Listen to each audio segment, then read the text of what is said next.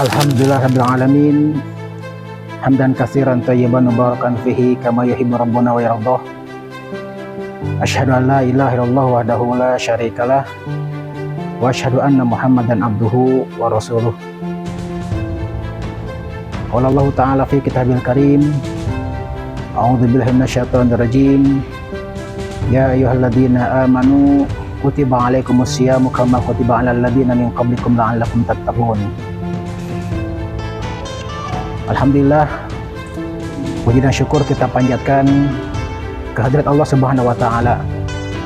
Berkat rahmat dan karunia-Nya, kita masih bisa menginjakkan kaki kita bernafas di bulan Ramadan yang insya Allah segala amal soleh yang kita laksanakan mendapatkan pahala yang berlipat ganda. Tentunya saja sebagaimana yang diharapkan kita bersama, ketakwaan yang menjadi tujuan kita semuanya bisa tercapai. Amin ya rabbal alamin.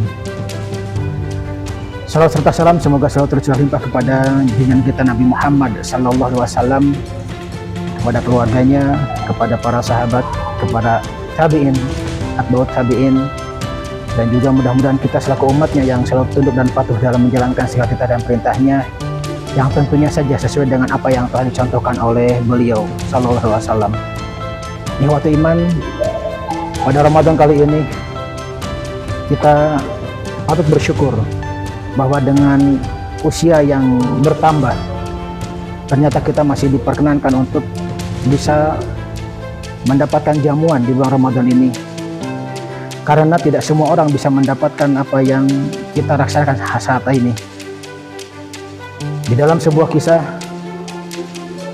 yang diriwayatkan oleh Ibnu Majah, Thalhah bin Ubaidillah menyaksikan ada dua orang sahabat yang masuk Islam, yang kemudian dari kedua sahabat ini mendapatkan perbedaan dalam kesukaannya untuk menjalankan syariat Islam. Di mana orang yang pertama, dia sangat senang apabila terpanggil untuk bisa melaksanakan jihad fisabilillah. Bahkan dia selalu berusaha untuk bisa mengikuti semua peperangan yang dilakukan kaum muslimin. Dan dia pun bertekad kuat agar supaya bisa mati di medan jihad. Sementara orang yang satunya lagi adalah orang yang biasa-biasa saja. Setiap kali ada panggilan berjihad, dia ikut. Tetapi dia tidak sama sekali menginginkan untuk mati di medan jihad. Amal-amal solehnya juga biasa-biasa saja. Hingga pada suatu saat datanglah panggilan untuk berjihad, maka kedua sahabat ini pun pergi ke medan perang sebagaimana apa yang dicita-citakan. Maka orang yang pertama mati di medan jihad, sementara orang yang satunya lagi oleh Allah diberikan kesempatan hidup setahun kemudian, sampai kemudian di tahun berikutnya dia pun meninggal dunia. Disebutkan Thalhah bin Ubaidillah pada satu malam bermimpi bertemu dengan kedua orang tersebut dan berada di depan pintu surga. Lalu kemudian malaikat dari dalam surga memanggil orang yang belakangan meninggal dunia, yaitu orang yang bukan mati di medan jihad. Lalu setelah itu baru orang yang mati di medan jihad dipanggil kemudian untuk masuk dalam surga. Kemudian malaikat pun memanggil Thalhah untuk kembali, karena bukan saatnya untuk dia masuk dalam surga. Di pagi hari Thalhah terbangun, lalu kemudian dia menceritakan apa yang dia mimpikan kepada para sahabat yang lainnya, sehingga hal ini menjadi perbincangan di antara para sahabat. Yang membuat mereka heran adalah mengapa orang yang mati belakangan, yang bukan mati di medan jihad, justru dipanggil oleh malaikat untuk masuk surga ke dalam surga terlebih dahulu. Sementara orang yang mati jihad, padahal kita tahu bersama bahwa orang yang mati jihad adalah pahalanya masuk dalam surga, tapi dipanggil belakangan. Lalu kemudian perbincangan mereka pun didengar oleh Rasulullah SAW. Sampai kemudian Rasul bertanya, apa yang engkau herankan? Para sahabat menjelaskan bagaimana Thalhah bermimpi tentang kedua orang tersebut.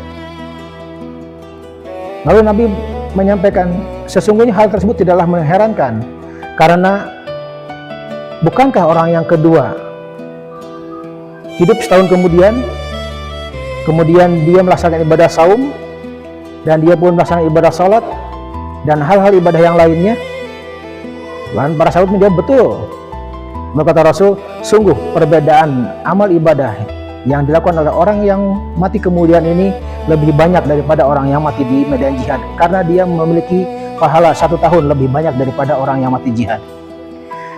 Dari hadis ini kemudian kita bisa mengambil pelajaran, yaitu bahwa dengan adanya kita diberikan kesempatan untuk beribadah di bulan Ramadan, tentunya akan ada banyak kemungkinan kita untuk mendulang pahala dari Allah Subhanahu wa taala, di mana seluruh ibadah yang kita laksanakan di bulan Ramadan akan diberikan ganjaran yang berlipat ganda. Dan tentunya saja untuk bisa mendapatkan itu semuanya bukanlah hal yang mudah, dikarenakan akan ada banyak cobaan yang bukan saja datang dari diri kita sendiri, tapi juga mungkin dari luar yang akan mengganggu kita agar puasa kita, baik puasa secara lahiriah maupun secara nilai, akan semakin berkurang pahalanya. Mungkin sepertinya kalau hanya sekedar dari ibadah saum secara lahiriah saja, kita semuanya sudah mafhum dan bisa menahannya. Kita masih bisa menahan lapar kita bisa menahan haus kita, dan kita pun bisa menahan syahwat kita. Lalu bagaimana dengan tantangan yang lainnya, yaitu berupa nafsu yang akan kemudian menghilangkan nilai dari pahala puasa kita? Tentunya ini semuanya memerlukan effort, memerlukan kerja keras kita agar ibadah puasa kita semakin berkualitas. Dan disinilah kita kemudian memerlukan keilmuan yang cukup agar supaya ibadah puasa kita berpahala dan kemudian berkualitas.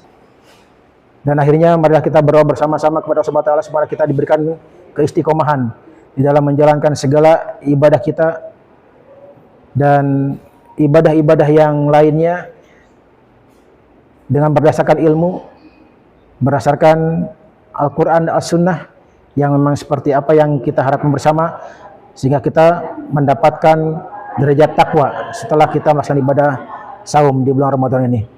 Billahi taufiq wal hidayah. Wassalamualaikum warahmatullahi wabarakatuh.